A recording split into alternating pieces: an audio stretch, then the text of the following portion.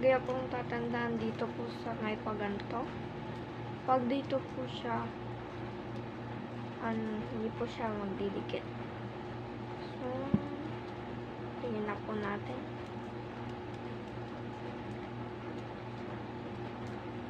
Yan po. At buksan po natin. So, magupit po tayo ng kalahating heart. So, mag-heart shape po silang.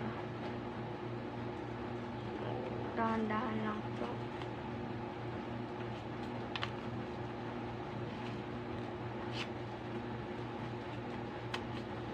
So, ito lang po. One heart shape. Half shake. Half shake po. So, itabi lang po natin kasama itong buo. At kumuha po ulit tayo.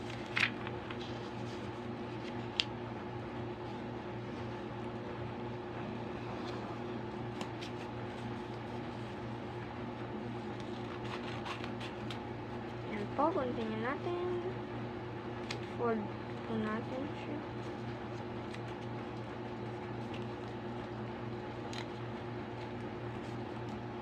Dito po natin ulianahin.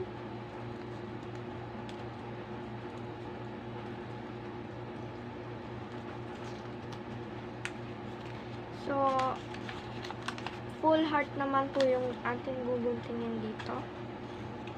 Sa pangatlo. Full heart.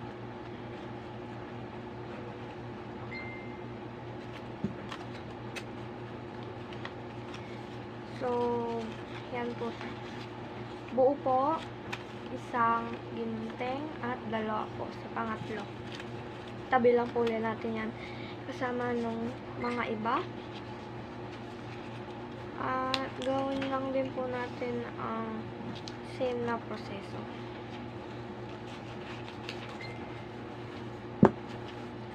Yan po, i-fold natin. At isa pa pong fold.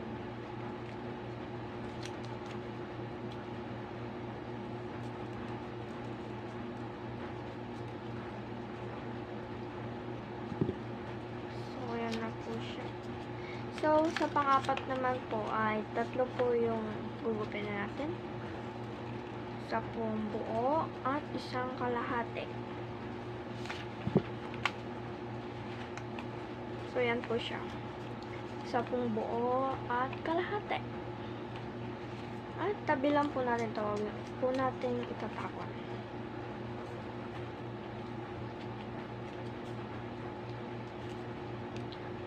So, isama po ulit natin dito.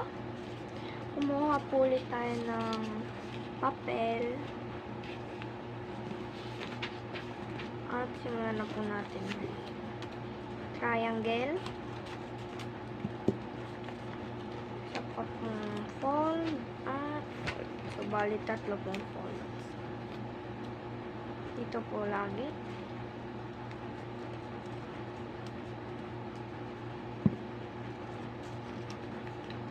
So, dito naman po sa pang-lima, apat na po. So, kalahati na po siya. Tabi po natin to. Ito na po siya. So, palit natin. Ito na po siya. Tabi lang po natin kasama ang mga iba pong magupit. At ito po ang last piece natin. Ito po yung pang-anim. So, fold po rin natin.